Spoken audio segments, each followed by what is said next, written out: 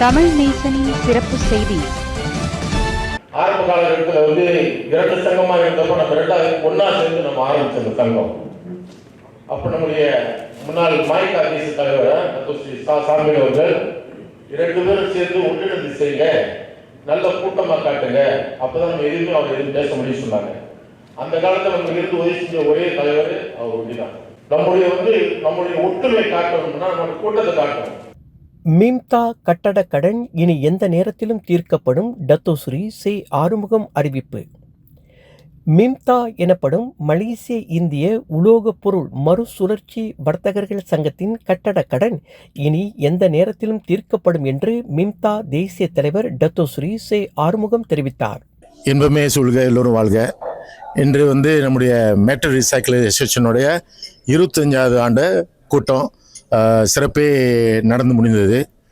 அதாவது நாங்கள் எதிர்நோக்கிய பிரச்சனை, தொழிலாளர் பற்றாக்குறை பிரச்சனை, அது ரொம்ப சுமூகமாக இந்த மடாரி அரசாங்கத்தினால நம்முடைய பிரதமர் அவருடைய ஆதரவோடு நல்ல சிறப்பாக நடந்தது.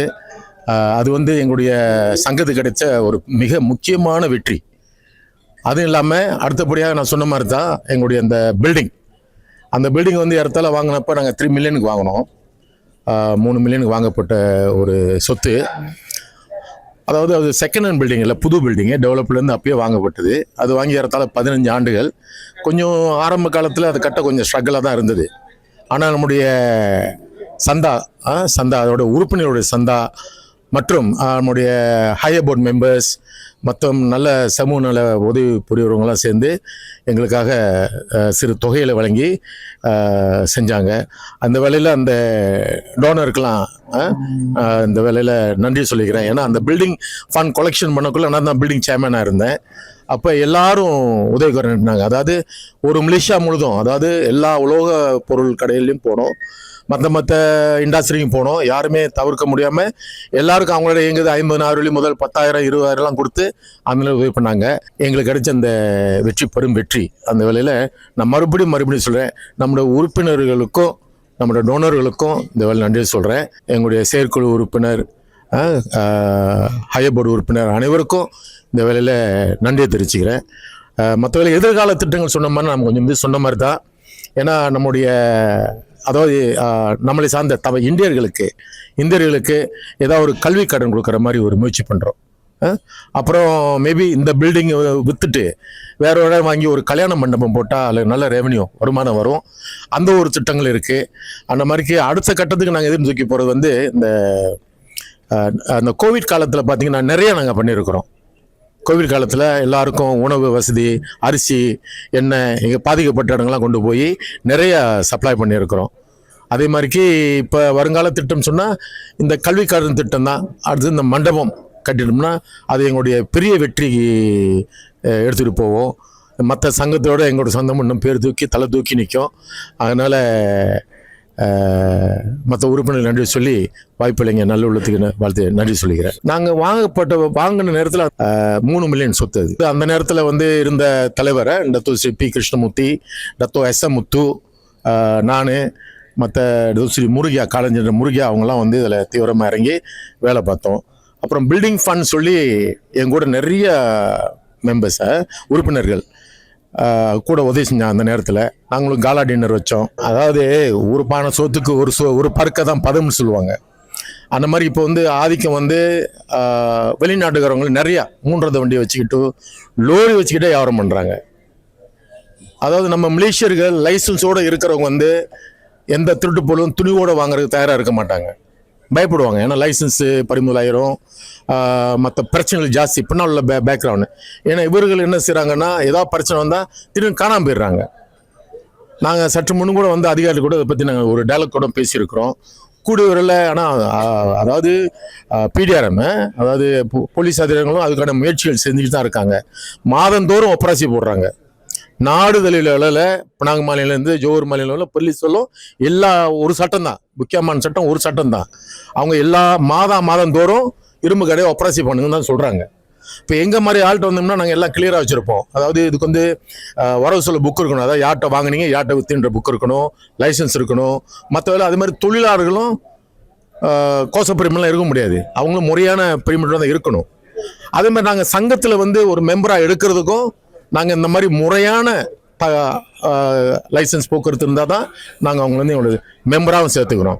இன்னைக்கு கடையில் பார்த்தீங்கன்னா, இப்போ உதாரணத்துக்கு சில இடங்களில் பார்த்தீங்கன்னா, இப்போ என்னோட வட்டாரத்திலே கிட்டத்தட்ட 300 கடைகள் இருக்குது. அதில் லைசன்ஸ் கடை வந்து 80 கடை தான். சொச்சதுக்கு யாருக்குமே லைசன்ஸ் இல்லை.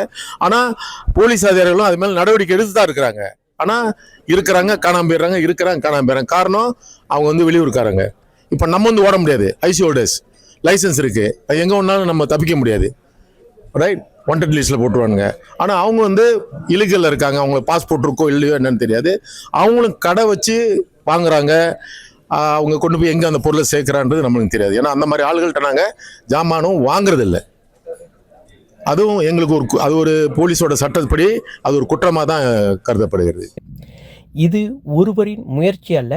முன்னாள் தலைவர்கள், முன்னாள் செயற்குழு உறுப்பினர்கள், தற்கால செயற்குழு உறுப்பினர்கள் மற்றும் நமது சங்கத்தின் அனைத்து உறுப்பினர்களின் ஒற்றுமையும் கூட்டு முயற்சியும் அர்ப்பணிப்பும் இதை சாத்தியமாக்கியது. அனைவரும் ஒன்றாக இணைந்து செயல்பட்டால் மட்டுமே இந்த வெற்றி கிடைத்தது. இந்த சங்கத்தின் கட்டட கடனை தீர்க்க பல வழிகளில் நிதி திரட்டப்பட்டது. சங்க உறுப்பினர்களின் நேரடி நன்கொடைகள் இந்த முயற்சிக்கு முக்கிய காரணங்கள். இந்த தருணத்தில் அனைவருக்கும் மனமார்ந்த நன்றிகளை தெரிவித்துக் கொள்கின்றேன் என்று அவர் சொன்னார். இன்று கோலாலம்பூர் லேக் கிளப் ஹவுஸில் மிம்தாவின் 25ஆம் ஆண்டு பொதுக்கூட்டத்தில் தலைமையுரை ஆற்றிய போது டத்தோஸ்ரீ சே ஆறுமுகம் இந்த தகவலை அதிகாரப்பூர்வமாக அறிவிப்பு செய்தார் என்பது குறிப்பிடத்தக்கது. ஸோ இன்றைக்கி வந்து எங்களோட 25வது ஆண்டோட பொதுக்கூட்டம்.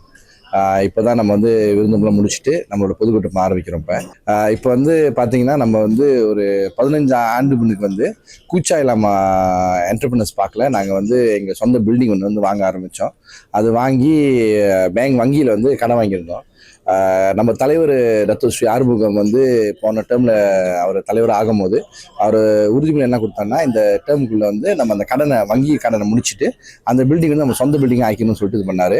அதே போல் நான் பொருளாளர் இருக்கேன்னா என்கிட்ட வந்து என்ன சொன்னாங்கன்னா, பொருளாளர் வந்து நீங்கள் வந்து இந்த பொறுப்பை எடுத்து அந்த வசூலை திருத்தி இப்படியாச்சும் நம்ம வந்து அந்த வங்கி முடிச்சிருந்தேன்.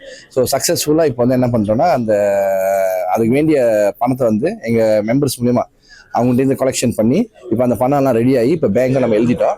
அதாவது செட்டில்மெண்ட், ஃபைனல் செட்டில்மெண்ட் ஆகும்னு இன்னும் ஒரு 2 வாரத்துக்குள்ளே நாங்கள் அந்த அமௌண்ட்டை கட்டி இதுக்கு மேலே வந்து அந்த பில்டிங் வந்து எங்கள் சொந்த பில்டிங் ஆச்சு. இந்த பில்டிங் நம்ம வச்சு சொந்த பில்டிங் வச்சுருக்கோம். அடுத்த பில்டிங் வந்து ஒரு பெரிய விஸ்மா கட்டி அதில் ஒரு மண்டபம் வந்து ஒரு மண்டபம் மாதிரி ஏதாவது ஒன்று வச்சு நம்ம அந்த மாதிரி கட்டுறதுக்கு அடுத்த திட்டத்தை வந்து நம்ம தலைவர்கிட்ட வந்து நம்ம முன்வந்திருக்கோம். அவர் வந்து அதை பார்த்துட்டு நம்ம ஒரு பட்ஜெட்லாம் பார்த்து அடுத்த கட்டமாக நாங்கள் அதை ரெடி பண்ணிட்டு இருக்கோம். நம்ம தமிழ் நேசன் டிவியை லைக் பண்ணுங்க, சப்ஸ்கிரைப் பண்ணுங்க, சப்ஸ்கிரைபர் பெல் பிரஸ் பண்ணுங்க. இது ஒரு தமிழ் நேசன் டிவி தயாரிப்பு.